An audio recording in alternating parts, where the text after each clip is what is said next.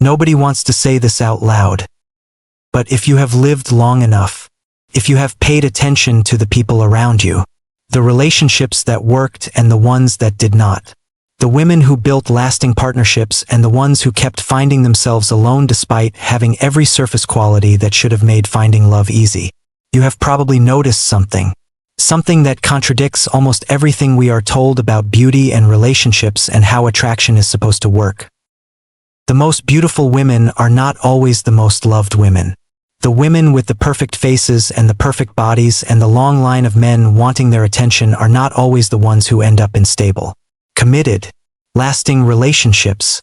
And the women who were never considered the prettiest in the room. The ones who never turned every head when they walked in. The ones who had to develop other qualities because beauty was never going to be their primary currency.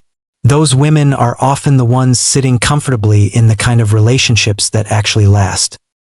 This is not about putting beautiful women down. It is not about saying that beauty is a curse or that attractive women are somehow flawed. It is about something much more interesting and much more honest than that. It is about what beauty does to a person when it becomes their primary identity.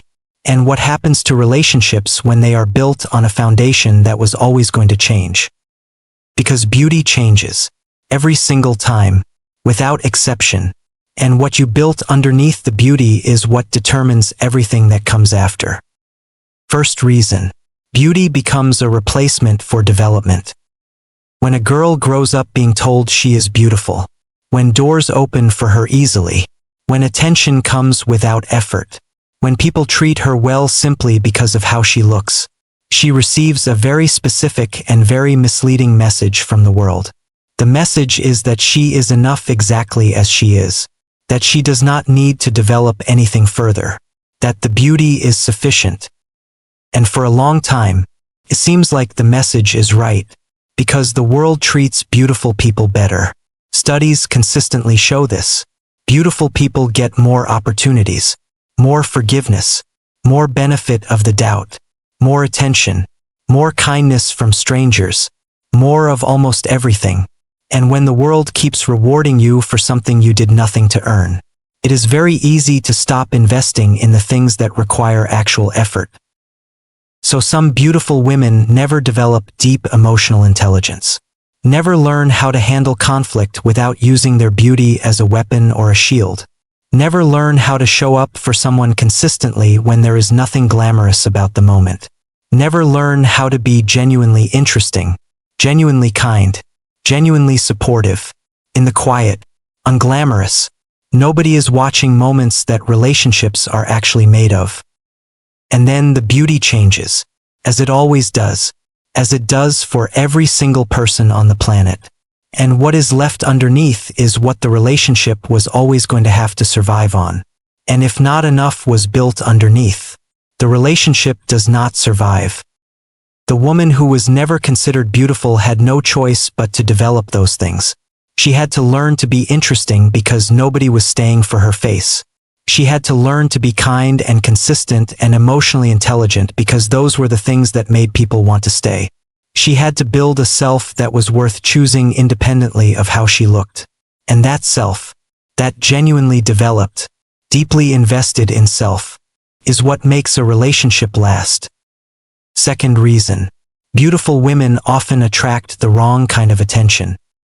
When you are very beautiful, you attract a lot of men. This sounds like an advantage, and in some ways it is, but it also creates a specific and very consistent problem. Because not all of those men are attracted to you. Many of them are attracted to the idea of you, to having you, to the status that comes with being with someone who looks the way you look, to the validation they feel when someone that attractive chooses them. Those men are not in love with who you are. They are in love with what you represent. And relationships built on representation rather than genuine connection do not last. Because representation is a surface thing. And surfaces change. And when the surface changes, men who were attracted to the surface leave. Sometimes for a newer surface. Sometimes because the reality of who you are as a full human being with flaws and bad days and complex needs does not match the idea they fell in love with. Beautiful women often spend years, sometimes decades, in a revolving door of relationships that start with intense attraction and end when the reality sets in. Not because they are unlovable, but because they kept attracting men who loved the image and could not handle the person. The woman who was never the most beautiful in the room attracted men differently. The men who chose her knowing exactly what they were choosing. They were not dazzled by a surface. They were drawn to something deeper, something that had nothing to do with what changes over time. And that foundation, that genuine knowledge of and attraction to who she actually is what relationships are built to last on. Third reason, beauty creates options, and too many options create paralysis. When you are very beautiful, you always feel like you have options, and having options sounds like freedom, but in relationships, having too many options creates a very specific kind of problem. It makes commitment feel like loss rather than choice, because committing to one person means closing the door on everyone else. And when the line of everyone else is long and constantly refreshing, closing that door feels expensive in a way that it does not feel for someone with fewer options. This is not a character flaw. It is a psychological reality that applies to everyone who has too many choices in any area of life. Research consistently shows that more options do not make people happier. They make people more anxious, more prone to second guessing, more likely to wonder if they made the right choice, more likely to keep looking even after they have already found something good. Beautiful women often struggle to fully commit to a relationship not because they are selfish or cruel, but because the feeling of abundant options makes full commitment feel like a gamble in a way that it does not feel for people with fewer options. There is always a voice in the back of the mind asking whether someone better is still out there. And that voice makes it very difficult to be fully present in what you actually have. The woman with fewer options does not have that voice, or at least it is much quieter. When a good man shows up, she recognizes it clearly, she commits fully, she invests completely, because she is not distracted by a long line of alternatives. And that full investment, that complete presence, is exactly what makes a relationship thrive. Fourth reason, beautiful women are often not chosen for the right reasons, so they do not know how to choose for the right reasons either. Here is something that does not get talked about enough. The way we are chosen teaches us how to choose. If you grew up being chosen primarily for how you look, you learn that looks are the primary criteria for choosing, and you carry that lesson into your own selection process. You prioritize how a man looks, how he presents, how impressive he seems from the outside, how much status or excitement or validation he brings to your life.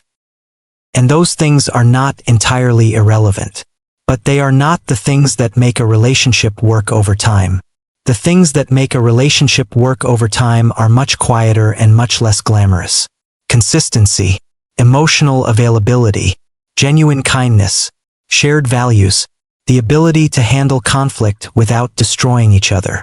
The willingness to show up on the boring days with the same energy as the exciting ones. Beautiful women who were always chosen for the surface often do not know how to recognize or value those deeper qualities in a partner, because those qualities were never the language they were taught. They were taught a different language, and when you speak one language and love actually requires another, the communication breaks down in ways that are very difficult to diagnose.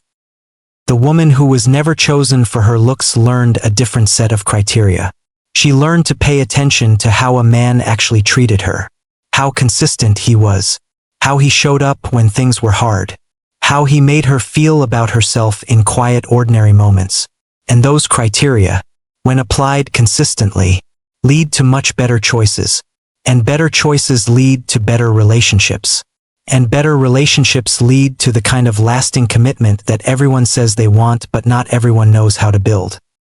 Fifth reason, beauty fades, character does not. This is the simplest point and the most important one.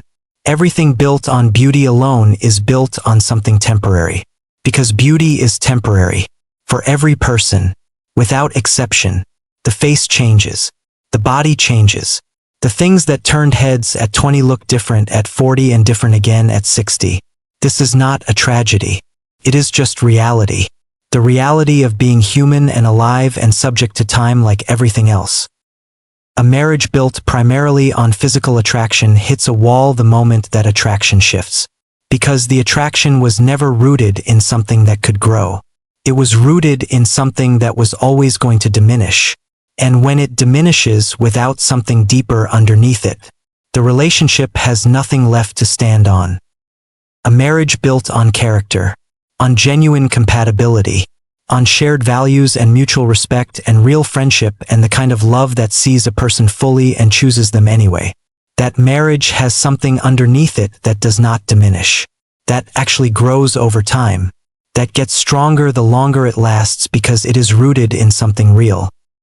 The woman who built her character because she had to, because the world was never going to give her a pass based on her face. That woman brings something to a relationship that cannot be taken by time, cannot be lost to aging, cannot shift or fade or disappear. She brings herself, fully and genuinely and completely, and that is the most attractive thing in the world to a man who is ready for something real. What this actually means. This is not a message that beauty is bad, or that beautiful women cannot have lasting relationships. Of course they can. Many do.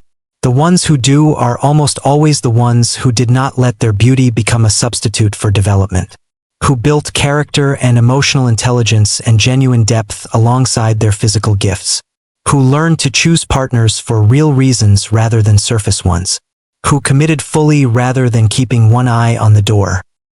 And this is not a message that less conventionally attractive women automatically have great relationships. They face their own challenges, their own patterns, their own things to work through. The message is simpler than any of that. What you build on the inside determines what you can build in a relationship. Beauty is a starting point, not a destination, and the women who understand that, who invest as deeply in their character as in their appearance, who develop genuine depth and genuine kindness and genuine emotional intelligence, those women, regardless of where they fall on anyone's scale of physical attractiveness, are the ones who build something that lasts. Because at the end of the day, every relationship that survives time survives on the same thing.